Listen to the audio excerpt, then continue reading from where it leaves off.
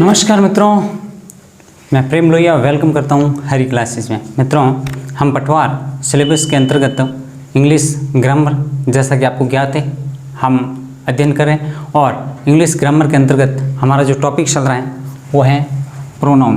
कौन सा टॉपिक है? प्रोनाउन। प्रोनाउन मीन्स सर्वनाम। प्रोनाउन मीन्स क्या होता है? सर्वनाम। नाम का जो अपना टॉपिक है वो कंटिन्यू चल रहा है और इस प्रोनाउन नाउन के टॉपिक के अंतर्गत आज जो हम स्टार्ट करने जा रहे हैं वो पढ़ेंगे इनडेफिनिट प्रोनाउन। कौन सा प्रोनाउन?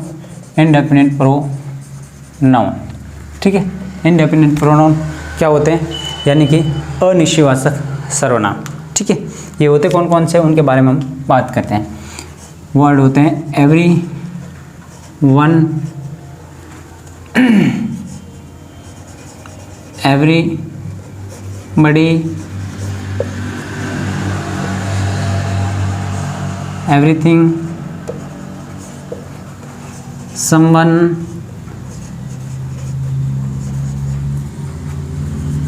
somebody,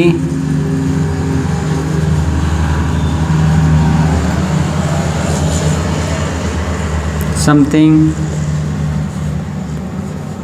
nobody, nothing. इस प्रकार के ये अपने इनडेफिनेट है वो प्रोनाउन होते हैं। अब इनका कैसे यूज़ किया जाता है, इनका क्या प्रोसेस है, तो ध्यान रखें। इनके साथ में आप इनडेफिनेट प्रोनाउन के साथ में है वो सिंगुलर, इसको कंसीडर क्या करेंगे? इन सबको आप सिंगुलर मानेंगे। क्या मानेंगे? सिंगुलर। ये तमाम है, पूरे के पूरे हैं आपके क्या है? सिंगुलर है। एक बात, ठीक है। एवरी का मतलब ही होता है हर एक, प्रत्येक, एक। ठीक है, तो सबको आप क्या मानेंगे? सिंगुलर। और इसके बाद में आने वाली वर्ब है वो भी क्या आएगी? इसके बाद में जो वर्ब यूज़ करेंगे वो भी आप कैसे यूज़ करेंगे? सिंगुलर वर्ब यूज़ करेंगे। कैसे यूज़ करेंगे? सिंगुलर वर्ब आप यूज़ करेंगे। और इसके बाद में आने वाले जो प्रोनाउन है वो भी आप इसके लिए कैसे यूज़ करेंगे? Singular pronoun. कौन से? सिंगुलर प्रोनाउन यूज़ करेंगे। लाइक और आप प्रायोरिटी देंगे हीज, ठीक है, हिम हो गया। और अगर यूज़ करें तो ही, हीज और हिम। इसके बेसिस पर अगर इनके अकॉर्डिंग आगे हमें प्रोनाउन की ज़रूरत पड़ी तो हम इनको है वो उपयोग में लेंगे, क्योंकि मैंने बताया कि इंग्लिश के अंदर जो मैस्कुलिन है उसको फर्स्ट में प्रायोरिटी दी जाती है। तो इसके बेसिस पर ही, हिज और हिम प्रोनाउन का आगे हम आवश्यकता अनुसार यूज करेंगे। आप बात समझ में आई है या नहीं? अगर वो किसी भी पर्सन को हाईलाइट करे, जैसे एवरीथिंग है तो इसके लिए हम इसका यूज़ नहीं करेंगे। एवरीथिंग वगैरह जो चीज़ है वो आपको दिखा रहे हैं भाई, नथिंग वगैरह, ये कोई भी थिंग के बारे में बात करें, चीज़ के बारे में बात करें तो उस दरमियान हम इट, इट्स और इट के बारे में बात करेंगे। बात समझ में आ रही कि नहीं आ रही? सर बिल्कुल बात समझ में आ गई। तो इस तरीके से जो ये इनडेफिनेट प्रोनाउन होती है इनके साथ में सिंगुलर, पहली चीज़ है इसको सिंगुलर कंसीडर किया जाता है। क्या कंसीडर किया था? सिंगुलर इसको माना जाता है। और इनके साथ में सिंगुलर वर्ब आती है और इनके बाद में इसमें सिंगुलर है वो प्रोनाउन है यूज़ में किया जाता है। ही, हिज, हिम या फिर इट, इट्स, इट का यूज़ किया जाता है। सर बात बिल्कुल हम समझ गए। ठीक है, तो फिर इसको एग्जाम्पल के माध्यम से हम समझने का प्रयास करते हैं। जैसे मैंने लिखा एवरीथिंग, क्या बोला मैंने? एवरीथिंग इज या are possible in this world. क्या बोला मैंने? In this world. अब चीज़ को समझो, लिखा क्या है? Everything is possible. वर्ड कौन सा आया? एवरीथिंग आया। तो एवरीथिंग हमने लिया, किसको बता रहा है? वस्तु के बारे में बात कर रहा हूँ। किसके बारे में बात कर रहा हूँ? जब वस्तु के बारे में बात हो रही है, कोई भी थिंग का मतलब होता है कोई भी चीज़, वस्तु के बारे में बात हो, जो जब नॉन लिविंग थिंग होता है तो उसके साथ में इट या इट्स का यूज़ करते हैं। उसमें ही, हिज या हिम का यूज़ नहीं करते हैं, हर का भी यूज़ नहीं करते हैं और सी का भी यूज़ नहीं करते। क्यों? क्योंकि वो लिविंग के लिए इनका यूज़ करते हैं। और ये जब नॉन लिविंग थिंग है इसको सिंगुलर माना जाता है, इसलिए इट, इट्स और इट में से यूज़ करेंगे। तो ये तो बात होगी। अब ये है क्या? तो इसको मैंने बताया सिंगुलर माना जाता है, इसलिए इसके साथ में वर्ब भी कैसी आएगी? सिंगुलर। तो हमारा आर है वो डिस्कशन से पार हो जाएगा। इतनी बात आप समझ गए होंगे ऐसी मैं आशा करता हूँ, ठीक है। तो एवरीथिंग के हिसाब से क्या हो गया, everything is possible in this world, इस दुनिया के अंदर हर चीज़ पॉसिबल है, हर चीज़ करना संभव है, इसका भावार्थ ही हुआ। लेकिन हमें सेंटेंस की नेचर पर ध्यान देना है। अगला हम सेंटेंस लेते हैं। मैंने लिखा someone lost his her its book है। मैंने बोला कि कोई पर्टिकुलर व्यक्ति थर्ड पर्सन है, उसने अपनी किताब यहाँ वो भूल गया है। अब मुझे पता नहीं वो कौन है, तो मैं बोलूँगा someone lost his her its book here. अब मैंने तीनों लिखा है, तीनों प्रोनाउन इसलिए लिखा क्योंकि यहाँ पर मैंने डियर या योर वगैरह इसका यूज़ नहीं करूँ, क्योंकि जैसे कि मैंने बताया कि समवन है, एवरीवन है, नथिंग है, एवरीथिंग है, जो भी है ये हमेशा सिंगुलर माना जाता है, तो प्लूरल के बारे में तो बात ही नहीं बनती है एक बात। अब क्योंकि पास्ट टेंस है तो पास्ट टेंस के अंतर्गत वर्ब की सेकंड फॉर्म यूज़ की जाती है, और सेकंड फॉर्म का कोई मैटर नहीं है कि वो एक क्वेश्चन के साथ में क्या आएगी, बहुवचन के साथ में कैसे आएंगे, इट डजंट मैटर। अब यहाँ तक तो कोई प्रॉब्लम है ही नहीं, इसके साथ में ये सिंगुलर के साथ में भी लॉस्ट आता है, प्लूरल के साथ में भी लॉस्ट ही आता है, तब यहाँ दिक्कत नहीं। दिक्कत यहाँ हो जाएगी पजेसिव जो मैंने एडजेक्टिव लगाए हैं वो किस संदर्भ में मैंने कैसे लगाना है, ये सबसे बड़ी बात है। तो क्योंकि मैंने बताया समवन है और हम प्रायोरिटी देते हैं पुरुष प्रधान समाज होने की वजह से, मैंने पहले भी बताया था, फर्स्ट हम देते हैं मैस्कुलिन को, किसको, मैस्कुलिन को फर्स्ट प्रायोरिटी, देन हम प्रायोरिटी देते हैं किसको देंगे, जो आपके फेमिनिन है वो सबसे लास्ट में आएगी। उसके बाद में हम जो अपना न्यूट्रल जेंडर कह सकते हैं आप, न्यूट्रल जेंडर है ना, न्यूट्रल जेंडर को बाद में, और उसके बाद में हम जो देते हैं वो फेमिनाइन, सबको फेमिनाइन है वो सबसे लास्ट में रखते हैं। तो मैस्कुलिन को सबसे पहले प्रायोरिटी देते हैं, और हमारे अगर ऑप्शन में मैस्कुलिन दे रखा है, जैसे कि यहाँ पर हिज दे रखा है तो हम हिज के साथ में जाएंगे।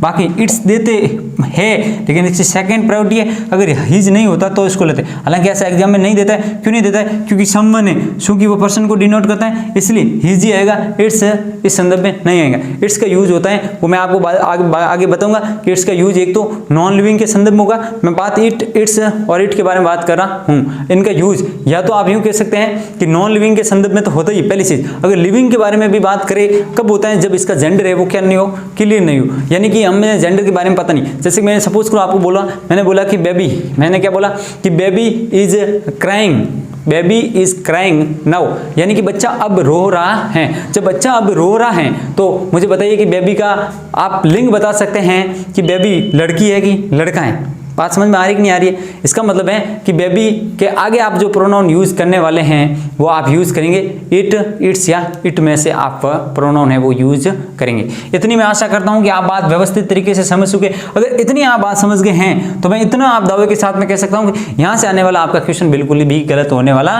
नहीं है। सर बात इतनी तो हम समझ गए। खैर आगे बढ़ते हैं, फिर इनको आगे कंटिन्यू करते हैं।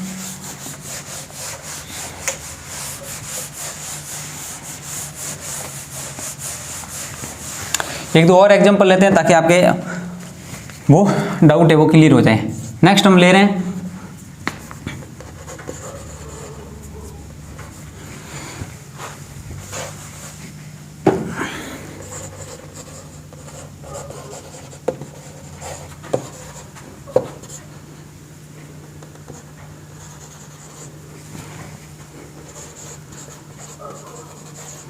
अब मुझे बताइए, मैंने एक छोटा सा सेंटेंस लिखा, समथिंग इज आर रॉन्ग। तो आप बोलेंगे सर समथिंग क्या है? अभी भी सर आपने बताया कि तो समथिंग बोलो, एवरीथिंग बोलो, नथिंग बोलो, कुछ भी बोलो, आप इनडेफिनिट प्रोनाउन में से किसी का भी यूज करो वो हमेशा है वो सिंगुलर कंसीडर किया जाएगा। जब इनको हम मानेंगे भी सिंगुलर तो इसके साथ में क्या आएगा? Singular verb. मैंने बताया था कि जैसा देश वैसा बेस, जैसे राजा वैसी प्रजा। तो इस एग्जाम्पल का मतलब क्या होता है? मतलब ये होता है कि आपका जैसा सब्जेक्ट है, मैंने बताया कि हमारे जो इंग्लिश के अंदर एक टॉपिक आता है आगे, सब्जेक्ट वर्ब एग्रीमेंट। कौन सा एग्रीमेंट? Subject verb agreement. तो जो सब्जेक्ट वर्ब एग्रीमेंट है, सभी टॉपिक का जो कॉम्बिनेशन होता है उसको हम सब्जेक्ट वर्ब एग्रीमेंट बोलते हैं। इसको अलग से पढ़ने की जरूरत नहीं है, हालांकि हम पढ़ेंगे। इसका कारण क्या है कि आपके माइंड के अंदर कोई ऐसा बेतु का क्वेश्चन नहीं आया कि सर वो कैसे वो कैसे, इसलिए हम इसको पढ़ेंगे। लेकिन ध्यान दें कि आप अगर सिस्टमेटिक तरीके से इन तमाम सेशंस को अटेंड कर रहे हैं तो आपको उस टॉपिक तक जाते जाते वो पूरा का पूरा कॉन्सेप्ट क्लियर हो जाएगा। ये ऐसा मैं आपको बिलीव दिलाता हूँ। ठीक है, समथिंग हो गया। तो क्या बताएंगे सर,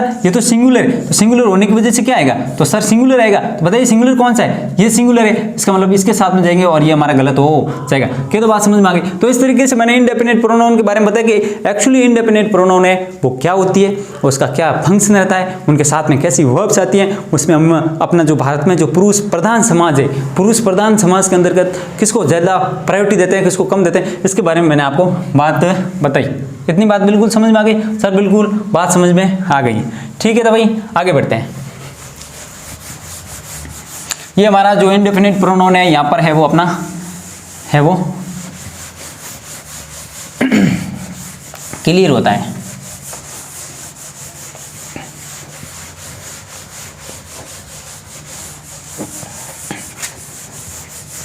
इसका एक दो कॉन्सेप्ट है उसको एक बार थोड़ा सा देख लो। इसमें से अगर आपको इंडेफिनिट प्रोनाउन के अंतर्गत अगर कुछ वर्ड है, जैसे कि मैं बात करूं ऑल के बारे में, किसके बारे में बात कर रहा हूं, ऑल। ये जो ऑल शब्द है अपने आप में एक बहुत ही मेजर वर्ड रखता है। कैसे कि अगर ऑल का यूज है वो प्लूरल के बारे में होगा, यानी बहुवचन दर्शाने के लिए होगा। जब काउंटेबल के रूप में होता है तो वो हमेशा बहुवचन आएगा। क्या आएगा, बहुवचन। हमेशा प्लूरल में प्लूरल काउंटेबल नाउन, या यूं कि दो प्लूरल काउंटेबल प्रोनाउन, पीसीपी के संदर्भ में इसका योग होगा। नहीं तो फिर अनकाउंटेबल रूप में आएगा तो इसके साथ में हमें पता है कि ऑलवेज सिंगुलर वर्ब यूज़ करेंगे, लेकिन यहाँ पर हम यूज़ क्या करेंगे, प्लूरल वर्ब का यूज़ करेंगे। सर कॉन्सेप्ट आपने समझा दिया, लेकिन एग्जाम्पल दीजिए ताकि हम समझ सकें। ओके, एग्जाम्पल अभी देते हैं और आपकी जो डाउट है उसको क्लियर करते हैं। मैंने कहा एग्जाम्पल लिखूँ मैंने लिखा ऑल इज आर वेल। ठीक है, second all is are well that ends well। all is are requested to sit here।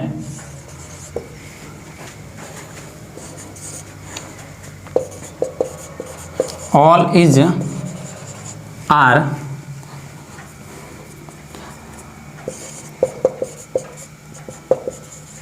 sitting on the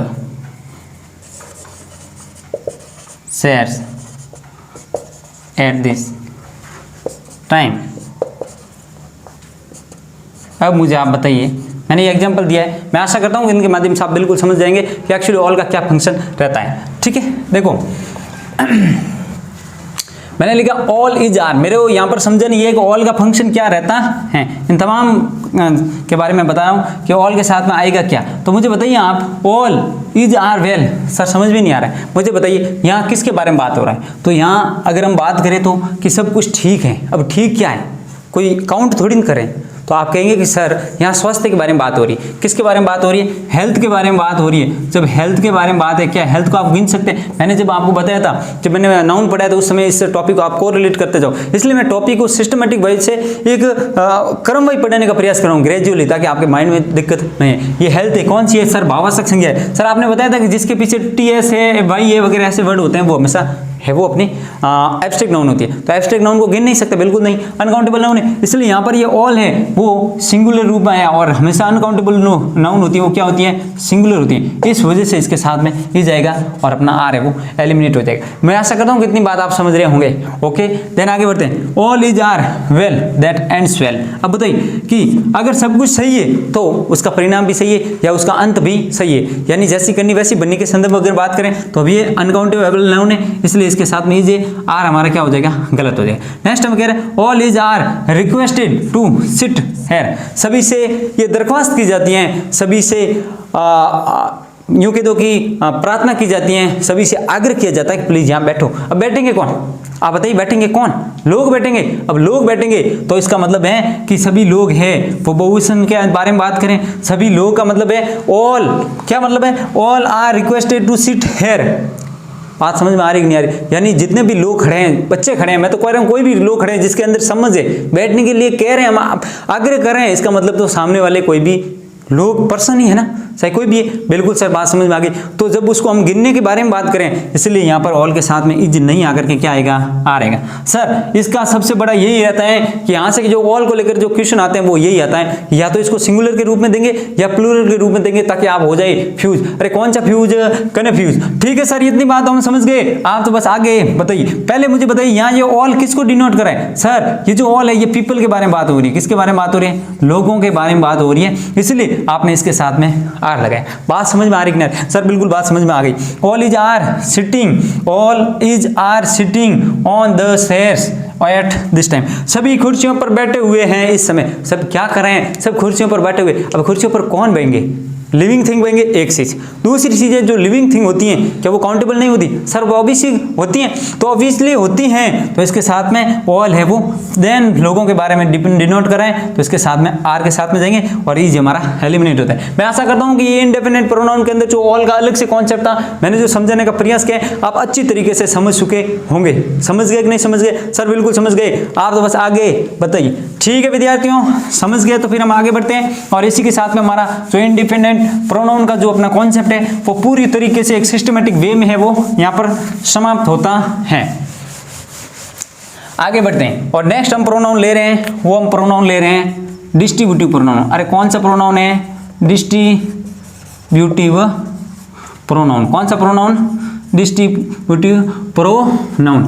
अब समझिए ये यार, एक सर इसकी हिंदी बताओ, 50 बार बता दी मैंने, इसकी कोई हिंदी नहीं होती है। हिंदी करोगे तो आपकी हिंदी हो जाएगी और परीक्षा में हिंदी आने वाली नहीं है। तो मैं क्या कह रहा हूं, इसका हिंदी में अगर बात करें तो वितरणात्मक वाचक शरण। अरे क्या वितरणात्मक वाचक, इसका बंटवारा नहीं करना है हमें। अंग्रेजी में आना है तो बंटवारा बिल्कुल नहीं करना है। इंग्लिश को इंग्लिश की भावना से सीखना चाहिए। किसी ने बोला है कि खेल को खेल की भावना से सीखना चाहिए, तो अंग्रेजी को अंग्रेजी की भावना से सीखना है। इनके साथ में बंटवारा नहीं करना है। ये होते कौन कौन से, इसके ऊपर आपको ध्यान देना है। ओके बता देते हैं ये कौन कौन से होता है। एक होता है आपका ईच, कौन होता है ईच।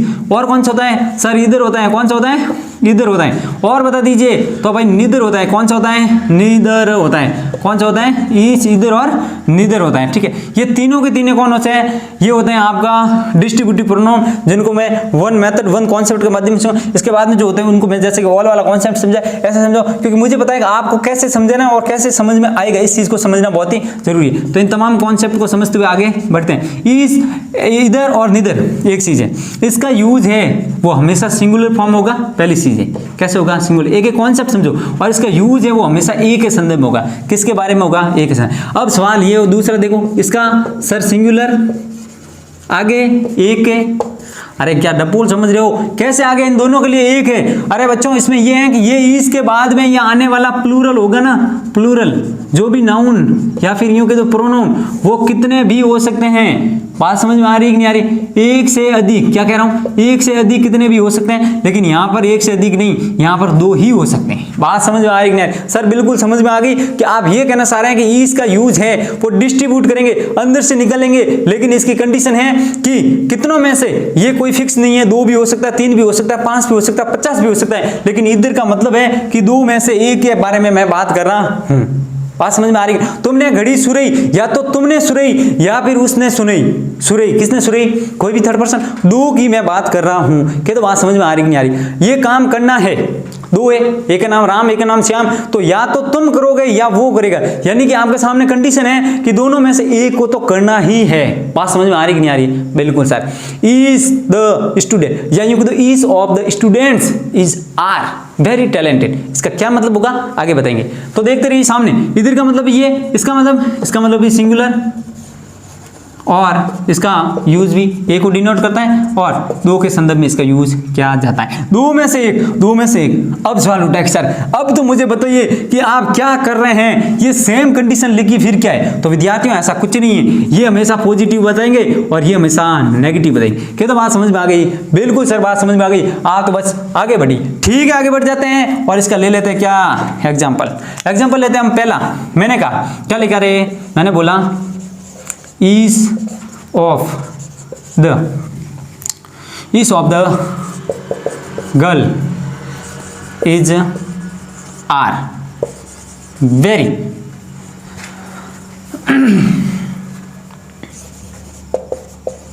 intelligent। ठीक है, नेक्स्ट ले रहा हूं, इसका ले रहा हूं either of you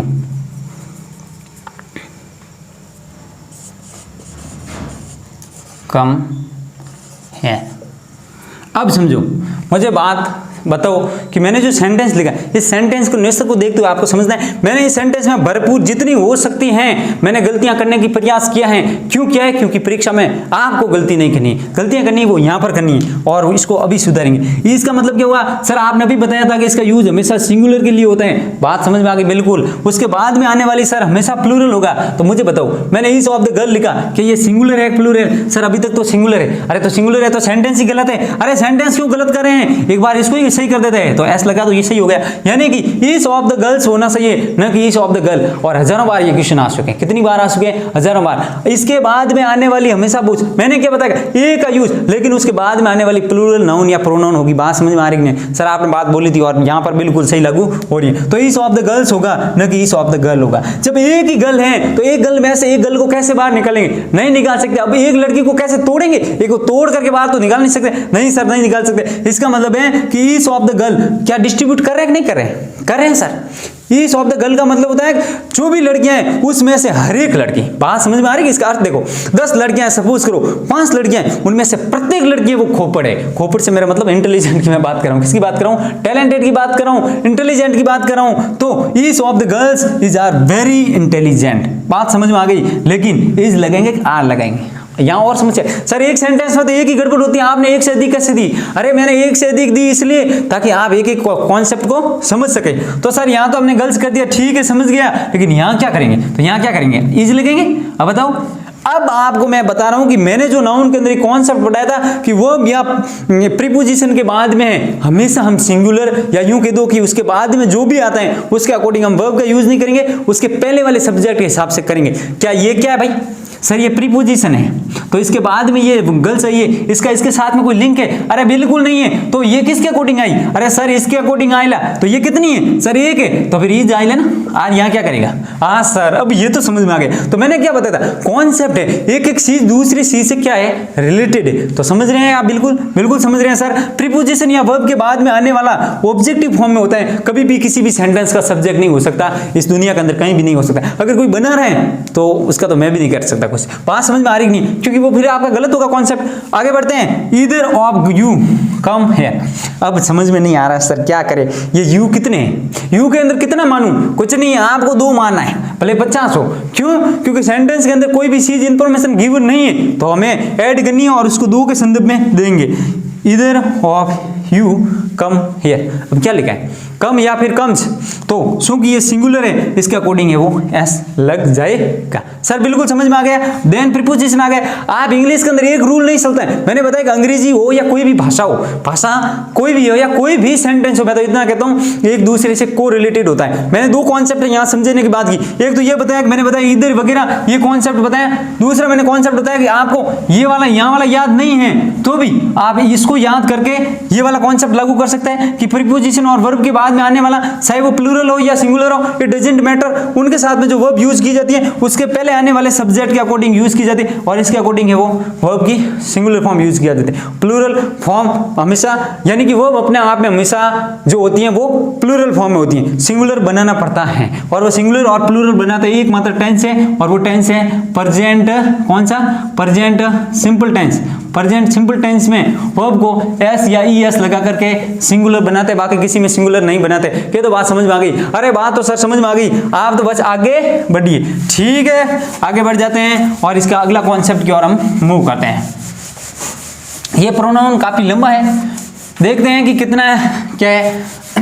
distributive pronoun अभी भी हमारा है वो चल रहा है। प्रयास करते हैं कि आज इसको खत्म कर दें, फिर देखते हैं क्या हो जाता है। और समथिंग मुझे ऐसा लग रहा है कि आज इसको कंप्लीट कर पाना आई थिंक इम्पॉसिबल है। सो इसको अगले सेशन में कंटिन्यू रखते हैं। आज के लिए इतना ही, थैंक यू, धन्यवाद। हाँ एक चीज और, अगर आपको सेशन अच्छा लगे, आपको लगे कि आपके लिए हेल्पफुल है, तो आपसे रिक्वेस्ट है इस सेशन को फैला दो अपने दोस्तों के अंदर और सबको ज्यादा से ज्यादा हो सके प्लीज इस सेशन को फैलाओ ताकि उनको भी इससे फायदा हो सके। और याद रहे इस सेशन में दी गई तमाम इंफॉर्मेशन है आपको कॉपी के माध्यम से नोट डाउन करनी है और लाइक, शेयर और सब्सक्राइब जरूर करनी है। मित्रों, जितना आप ज्यादा फैलाएंगे, क्योंकि ज्ञान है, ज्ञान आप जितना ज्यादा बांटोगे, डिस्ट्रीब्यूट करने, अभी बताया था मैं, अभी डिस्ट्रीब्यूटिव प्रोनाउन पढ़ा, अभी मैंने जो डिस्ट्रीब्यूटिव प्रोनाउन पढ़ा, इसका मतलब क्या है, आप डिस्ट्रीब्यूट करो, बांटो, जितना बांटोगे उतना। जो एक शोर आदमी होता है ना, वो ये सोचता है कि अरे यार मैं बांट दूंगा, वो मेरे से आगे जाएगा, जिंदगी में आगे वही जाएगा जो पढ़ेगा। बात समझ आए? आपका एक ही उद्देश्य विद्यार्थियों का पढ़ना और आगे से आगे फैलाओ, ताकि हमें भी मोटिवेट हो। आप मुझे बात बताइए, आप लाइक करेंगे तो मुझे क्या मिलेंगे?